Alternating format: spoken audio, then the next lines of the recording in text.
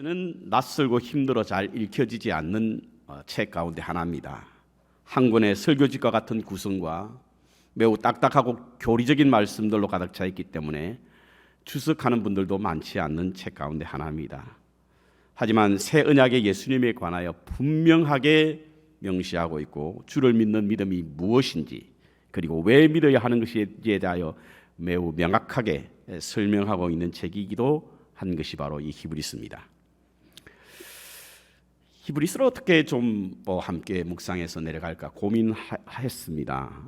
그러면서 이것이 그러므로라고 하는 시작하는 말로 된 부분을 한번 잘라봐야 되겠다, 나눠봐야 되겠다라는 생각을 했습니다. 왜냐하면 이 그러므로라고 하는 단어의 문법적인 단어가 바로 앞과 뒤를 연결하는 접속사이지 않습니까? 그래서 책의 흐름을 이어갈 수 있고요. 동시에 앞에 나오는 내용과 뒤에 나오는 내용에 대한 이유나 원인 그리고 근거를 제시하고 있는 그것을 수식하는 부사이기 때문에 아마 이 그러므로라고 하는 부분만 잘라서 이렇게 묵상하다 보면 흐트러짐 없이 결론에 도달할 수 있겠다 생각해서 그러므로라고 하는 부분을 잘라서 함께 말씀을 이어가도록 그렇게 하겠습니다. 지난주에는 1장에 있는 말씀을 통하여 왜 예수님인가? 라고 하는 말씀을 함께 나누었습니다. 예수님은 하늘의 뜻을 전하시는 분이셨습니다. 그리고 역사의 문을 열고 닫으시는 분이셨고요. 뿐만 아니라 예수님은 하나님이셨습니다. 그래서 천사보다 뛰어나게 하시고 만물보다 앞서가게 하시는 구원자이다. 이것이 바로 지난주에 나누었던 말씀입니다. 오늘 2장에서는 구원의 개척자 예수님이라고 하는 제목을 한번 붙여봤는데요. 이 구원이라고 하는 말, 구원의 확신이라고 하는 말을 하게 될 때 오류에 빠질 수 있는 세 가지가 있습니다. 서로 다르긴 하지만 위험하긴 마찬가지입니다. 첫 번째로 구원의 지나친 확신으로 교만에 빠져서 다른 사람의 구원을 판단하고 싶어하는 것, 이것이 첫 번째로 우리가 경계해야 되는 겁니다. 심판자는 오로지 하나님이시지 않습니까? 그러므로 우리가 결정할 수 있는 부분이 아닙니다. 디모데전서 1장 15절 이하에 보면요, 바울은 우리가 보기에 가장 악한 듯한 사람이 눈부신 트로피를 받을 수 있다라고 말씀하고 있고요. 고린도후서 11장 13절에 보면 하늘나라에 갈 듯이 보이는 사도도 지옥의 사자일 수 있다, 이렇게 말하고 있습니다. 그것은 바로 우리의 생각과 하나님의 생각이 다르다는 뜻이겠지요.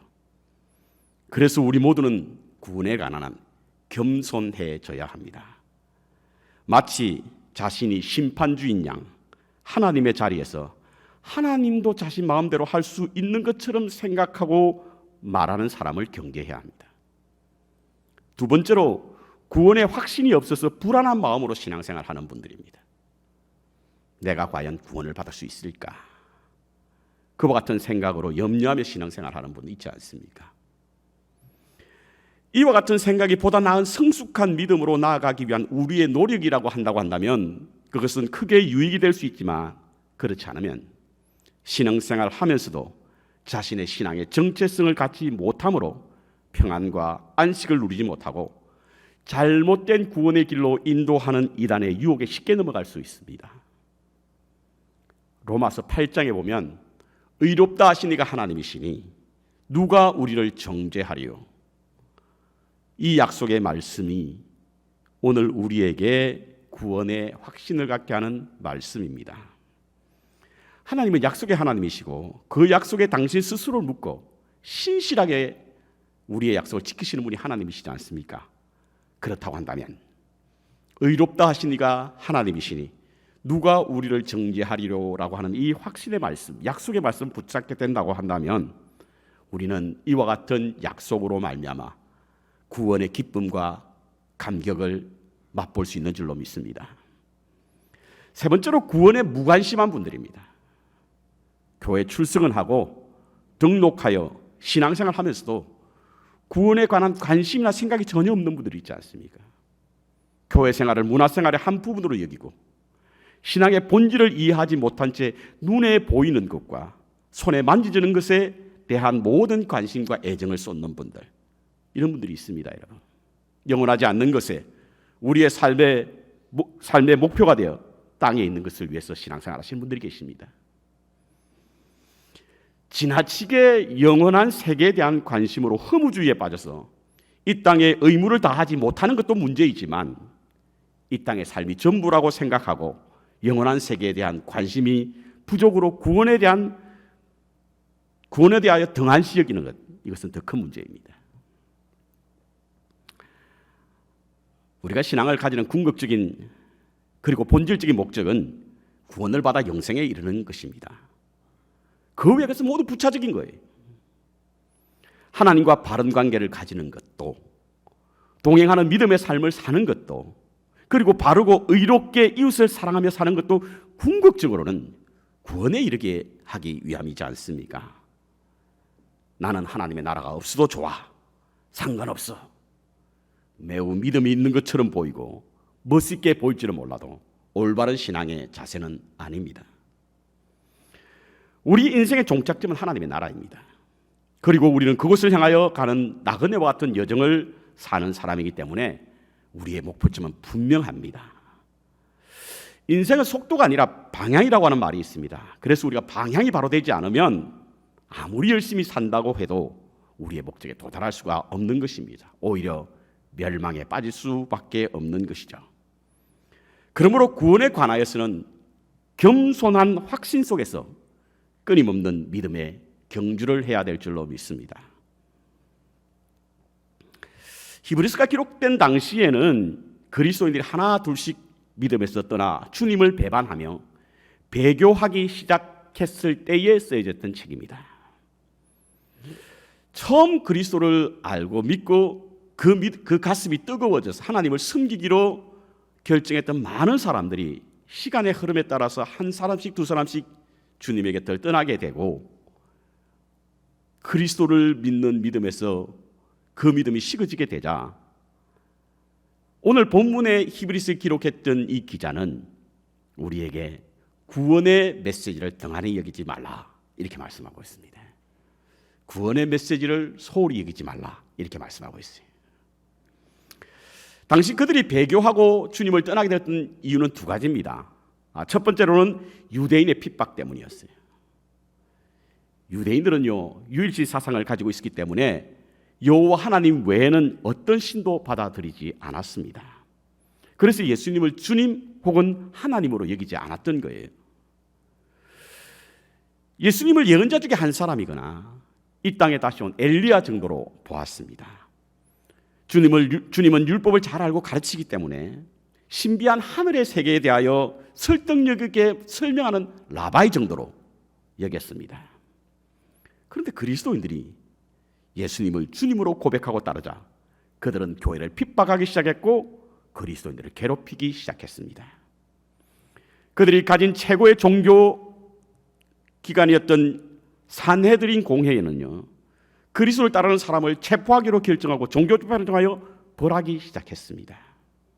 여러분 성경에 나오는 스데반의 죽음이라든지 사도 바울 스승의 핍박이라든지 제자들의 순교 등을 보면 그 당시 기독교에 대한 핍박이 얼마나 극심했는가를 알 수 있습니다. 이와 같은 상황에 이르게 되자 교회에 대한 열심이 식어지기 시작했고 신앙적인 해이가 찾아오기 시작했습니다. 결국에는 주님을 믿는 믿음에서 떠나 유대교로 한 사람씩 두 사람씩 돌아가기 시작한 것입니다. 이때 히브리서가 쓰여지게 된 겁니다. 히브리서가 그리스도인이 고난을 받게 될 종말론적인 관점에서 쓴 글이라고 하는 이유가 바로 여기에 있습니다. 두 번째로 그들이 배교하게 되었던 이유는 바로 구원의 가치를 몰랐기 때문에 그렇습니다. 가치는요 그 사람의 행동을 결정하게 됩니다. 그래서 무엇을 가치로 여기느냐에 따라서 그곳의 삶의 방향이 결정되는 것입니다. 돈을 가치로 여기는 분들은 돈을 목표로 삼는 사람이지 않습니까? 명예를 가치로 여기는 사람은 명예를, 권세를 가치로 여기는 사람은 권세를 목적으로 삼는 사람들입니다.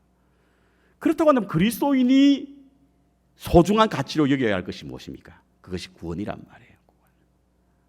왜냐하면 이 구원이라고 하는 것은 영혼과 맞물려 있기 때문에 그렇습니다. 이들이 구원의 가치를 몰랐기 때문에 배교하기 시작했던 겁니다.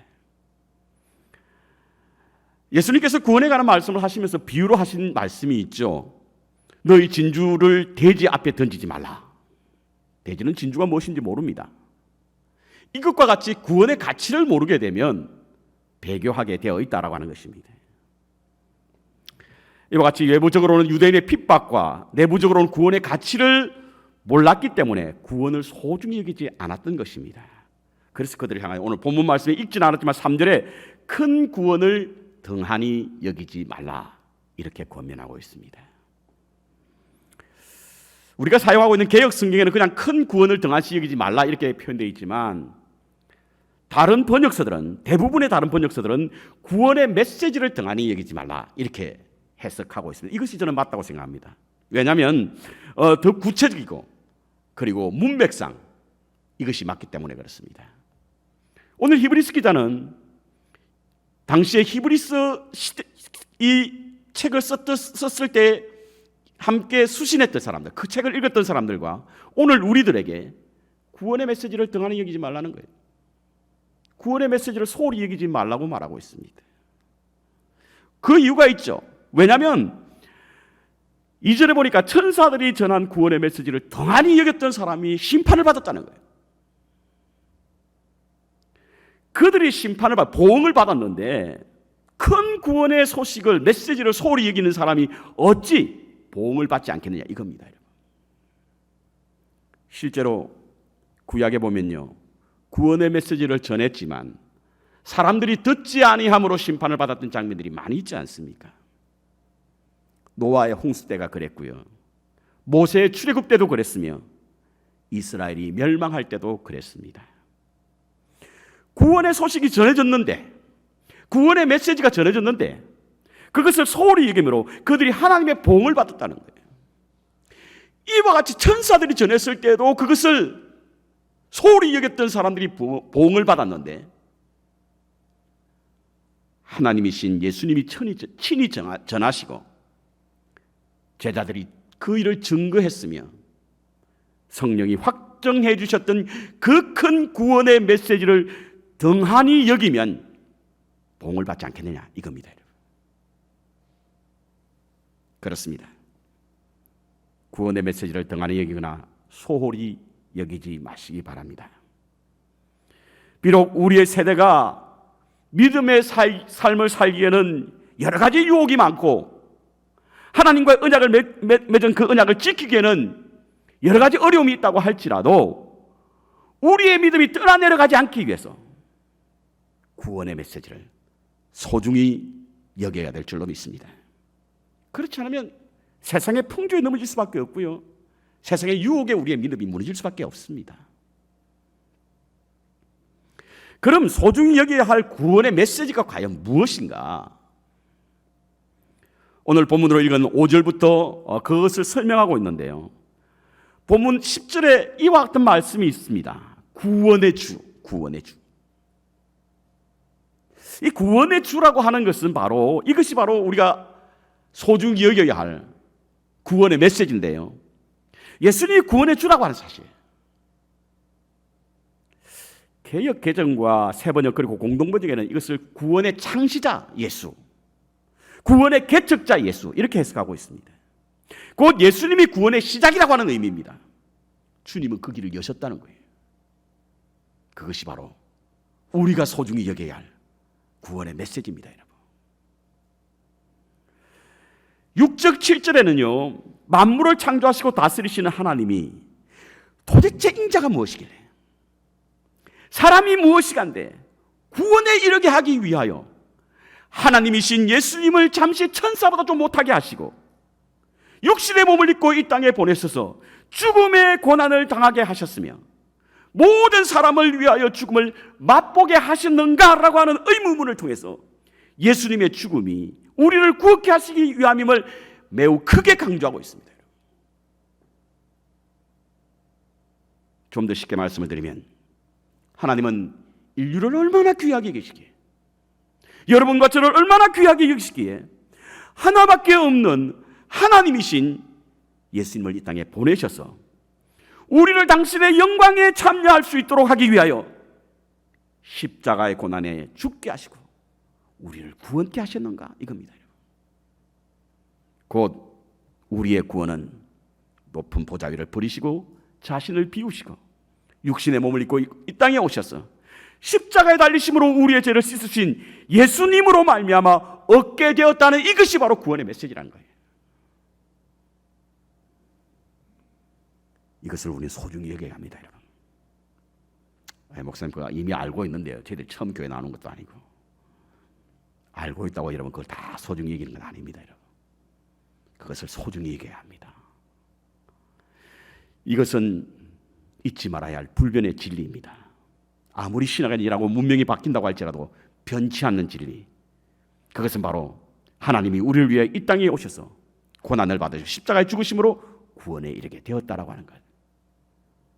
이것이 우리가 소중히 여겨야 할, 등한히 여기지 말아야 할 구원의 메시지입니다, 여러분. 구원의 메시지입니다. 그렇다고 한다면 여기에서 우리가 따져 묻고 넘어가야 할 문제 하나가 있습니다. 어떤 문제냐면 왜 예수님이 이 땅에 오실 때에 육신의 몸을 입고 오셔서 십자가에 달리셨는가 하는 문제입니다. 우리를 구원하시기 위한 다른 방법은 없었는가? 혹은 다른 대체물은 없었는가? 이 문제를 우리가 한번 따져봐야 합니다. 왜 주님이 이와 같은 결정을 하게 하셨을까 하는 거예요.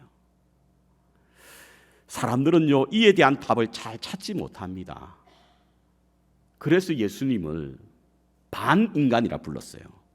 완전한 인간이 아니라 반인간, 그리고 반신.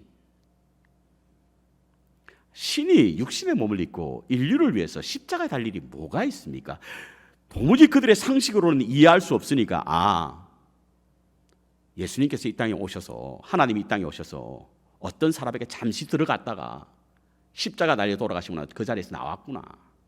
그래서 반인간으로 여기며 예수님을 그렇게 이해했습니다. 그런데 여러분, 예수님이 이 땅에 오실 때 어떻게 오셨습니까? 한 유대 소녀의 자궁을 통하여 어린아이로 오셨습니다. 그리고 우리와 똑같이 자라셨어요. 십자가에 달리기 전까지 우리와 똑같은 삶을 살았습니다. 왜? 완전한 인간이기 때문에 그래요. 완전한 인간이기 때문에 그렇습니다. 반인간이 아니라 완전한 인간이에요. 그렇다면 육신의 몸으로 이 땅에 오셔서 대속의 제물, 곧 대체물이 되어야 할 특별한 이유가 있었을까? 있었습니다. 그 첫 번째 이유는 우리와 똑같은 육신을 입어야만 우리의 대속물이 될 수 있는 거예요. 하나님은 사랑과 공의의 하나님이시죠. 죄에 대해서는 매우 엄격하면서도 동시에 죄인에 대해서는 매우 사랑이 많으신 분이 바로 하나님이십니다. 그렇다고 한다면 죄에 대한 심판을 하시는 분이세요. 하지만 죄인에 대해서는 용서를 하시는 분이 하나님이십니다. 우리와 똑같은 감성을 가지고 고통을 느끼며 괴로움에 울부짖는 그 감정이 온전히 우리에게 이입되기 위해서는 바로 우리의 대속물로 인간이어야 된다는 것이 사실입니다. 인간이어야만 합니다. 그래서 주님께서는 육체로 오신 것입니다. 하지만 두 번째로 그분은 죄가 없으신 분이어야 합니다. 이 땅에 태어난 모든 사람들 다 죄인입니다, 여러분. 인간은 태어나면서부터 원죄를 안고 태어나지 않습니까? 그래서 의인은 없나니 하나도 없다라고 말씀하고 있는 겁니다. 그러면 이 땅에서 우리의 죄를 대신해 줄 수 있는 사람은 하나도 없습니다. 에이브라함 링컨, 이수신 대통령 훌륭한 분이긴 하지만 우리의 죄를 씻기 위한 대체물이 될 수 없어요. 왜냐하면 그분도 죄인이기 때문에. 성인이나 성자도 우리의 죄를 대신하여서 씻을 대속물이 될 수 없습니다. 그분 역시 다 죄인이기 때문에 그렇습니다. 하지만 예수님은 그렇지 않습니다, 여러분. 히브리서 4장 15절에 보면요, 모든 일에 우리와 똑같이 시험을 받으신 자시로되 죄는 없으시니라. 왜냐하면 하나님이시기 때문에 그렇습니다. 하나님 때문에 그렇습니다. 그런데요, 가장 중요한 사실 하나는요, 왜 예수님이 이 땅에 육신의 몸을 입고 오셨냐? 가장 중요한 사실 하나는 오늘 보면 14절에 나와 있습니다. 성경책을 가지고 계신 분들은 14절을 읽어보시고요. 안 가지고 계신 분들은 제가 읽겠습니다. 이렇게 기록하고 있습니다. 자녀들은 혈육에 함께 속하였음에 그도 또한 한 모양으로 혈육에 함께 속하시면 곧 우리가 피와 살을 가진 존재이기 때문에 주님도 피와 살을 가진 존재로 이 땅에 오셨다는 겁니다. 그 이유가 무엇이냐? 이렇게 말씀하고 있습니다. 사망으로 말미암아 사망의 세력을 잡은 자 곧 마귀를 없이 하시며. 여러분, 세상에서 가장 큰 권세가 뭡니까? 그것은 사망의 권세예요.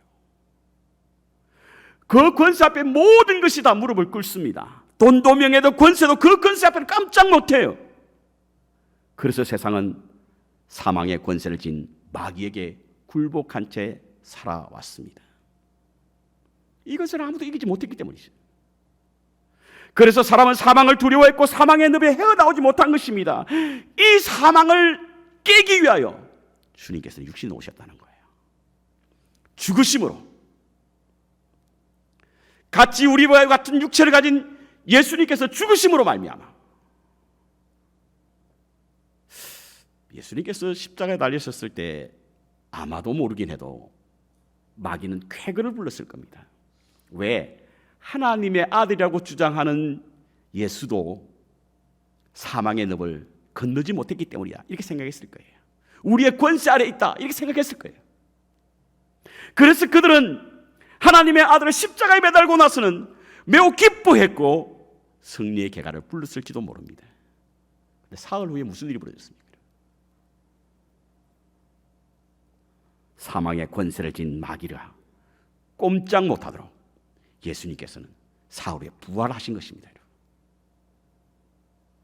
그들의 생각은 사흘 후에 완전히 무너졌습니다. 왜냐하면 예수님께서 부활하셨기 때문이에요. 이는 그동안 아무도 깨뜨리지 못했던 사망의 권세를 쥐고 있는 사단을 물리치기 위하여, 그래서 그들이 더 이상 왕노릇하지 못하게 하기 위하여 주님은 육신의 몸을 입고 오셨고 친히 사망하셨으며 부활하심으로 사망의 권세를 쥐고 있는 사단을 물리치기 위하여 육신의 몸을 입고 오셨다는 겁니다. 그래서 사도 바울은 고린도전서 15장에 사망아 너의 쏘는 것이 어디 있느냐라고 묻는 거예요. 우리는 매주 사도신경을 신앙 고백을 하고 있습니다. 사도신경 가운데에 우리 한글에는 나와 있지 않지만 영어 신앙 고백인 사도신경에 보면요, 예수님이 십자가에 달려 죽으시고 지옥에 들어가셨다라고 하는 문구가 나옵니다. 아마 이것을 번역하는 과정에 있어서 우리 한국 기독교인들이 그것을 받아들이기에 여러 가지 많은 설명과 해석이 필요하기에 이것을 뺐는지도 모르겠습니다. 어쨌든 십자가에 달려 돌아가시고 지옥으로 들어가셨다는 문구가 영어 신앙 고백에는 있는데요, 이것을 베드로전서 3장 19절에 나와 있는 영으로 옥에 있는 영들에게 전파하기 위함이다라고 하는 것으로 해석하는 분들이 있습니다. 이 역시도 사망의 권세를 잡고 있는 마귀를 떼어 쫓기 위하여 지옥으로 들어가셨다고 저는 믿습니다. 뿐만 아닙니다. 15절 우리 한번 볼까요? 15절 이렇게 말씀하고 있습니다. 피와 살로 이 땅에 오신 것은, 혈육을 입고 이 땅에 오신 것은 또 죽기를 무서워함으로 일생에 매여 있는 종로라는 모든 사람들을 놓아주기 위해서 그래요.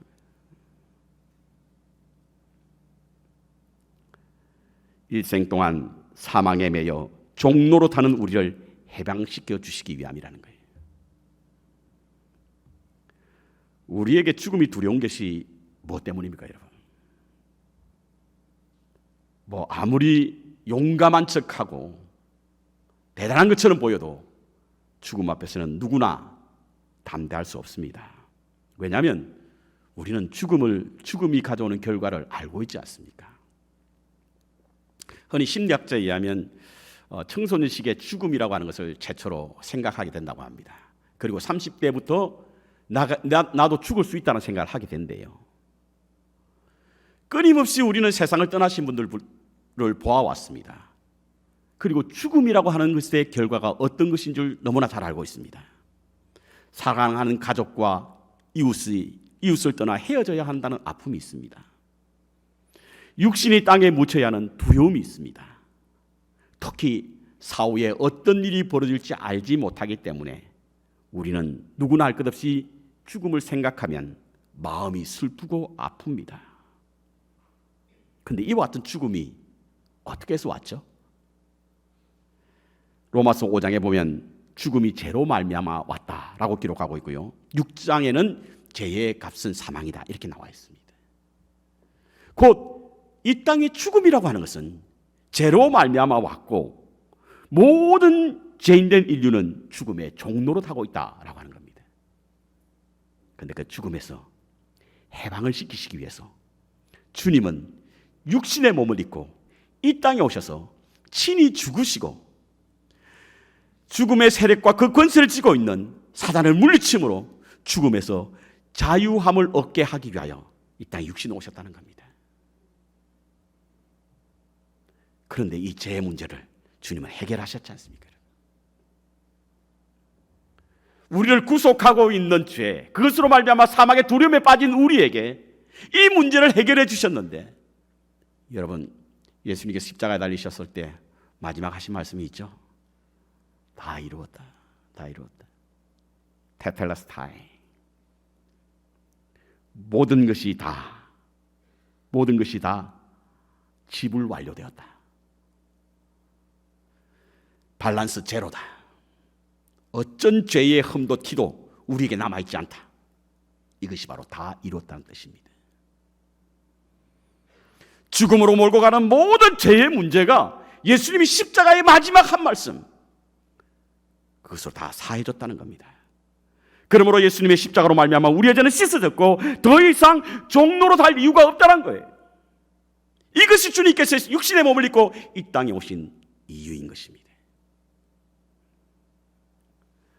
주님은 육신의 몸을 입고 이 땅에 오셔서 십자가로 우리의 죄를 해결하심으로 사망이 우리를 종로로 가지 못하게 하시고 부활하심으로 사망의 권세를 가지고 있는 악한 마귀를 물리치셨습니다. 그래서 예수님은 이와 같은 말씀하셨잖아요. 나를 믿는 자는 죽어도 살겠고 살았으므로 믿는 자는 영원히 죽지 아니하리라. 내가 믿느냐? 로마서 6장 22절에는 죄로부터 해방이 되고 하나님께 종이 되어 거룩함에 이르는 열매 맺는 영생을 얻게 되었다라고 말씀하고 있습니다. 이것이 바로 구원의 메시지입니다. 이것을 소홀히 여기지 마시기 바랍니다.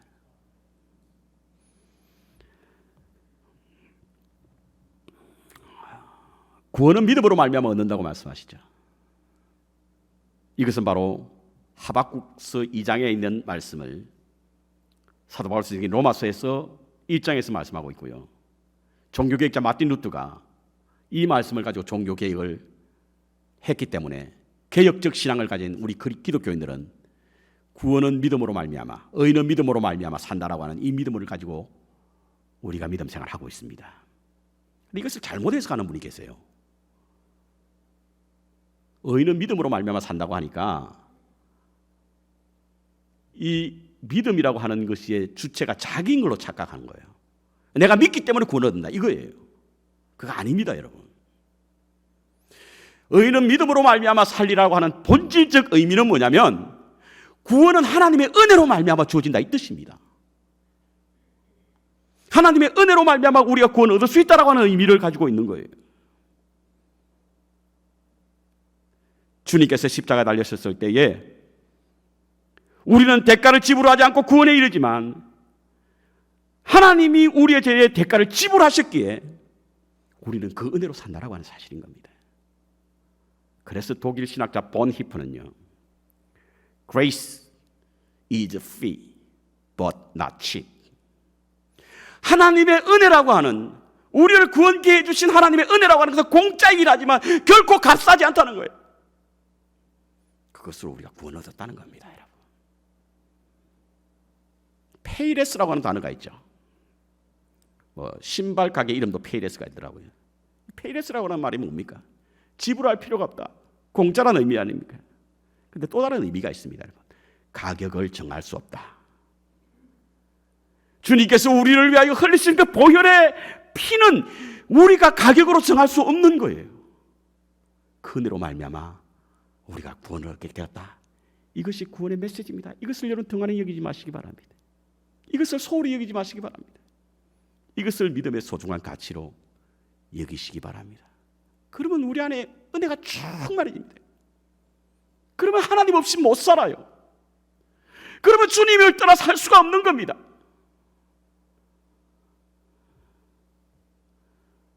속죄는 은혜를 만들어내지 않는다. 오히려 속죄는 은혜에서 흘러나온다. 레베카 피핏이라고 하는 분이 도마도와 빨간 사과라고 하는 책에서 이렇게 말하고 있습니다. 우리의 속죄가 은혜를 만들어내지 않습니다, 여러분. 속죄라고 해서 하나님의 은혜로부터 흘러나오는 거예요. 그래서 우리는 하나님의 은혜로 구원함을 얻게 되었다라고 하는 이 구원의 메시지, 이것을 소중히 간직하는 믿음의 삶을 사시기를 바랍니다. 팬데믹으로 인해서 교회 모임에 제약을 받으니까 영적 생활이 느슨해지는 것 같습니다.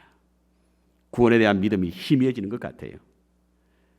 그래서 구원의 메시지가 등한시되고 우리의 믿음은 흘러 떠내려갈 수 있습니다. 이와 같은 때일수록 더욱더 인류를 위해 십자가와 부활의 생명으로 구원의 길을 개척하셨던 예수 그리스도가 구원의 메시지임을 알고 소중히 여기며 믿음의 경주를 해 나가야 할 줄로 믿습니다. 믿음 안에서 흔들림 없이 주의 일에 더욱더 힘쓰는 자가 되기 위해서 구원의 메시지를 소중히 간직하고 구원의 주이신 하나님의 은혜를 생각하며 날마다 감사함으로 주님과 함께하는 믿음의 삶을 사시기를 주님의 이름으로 축원합니다.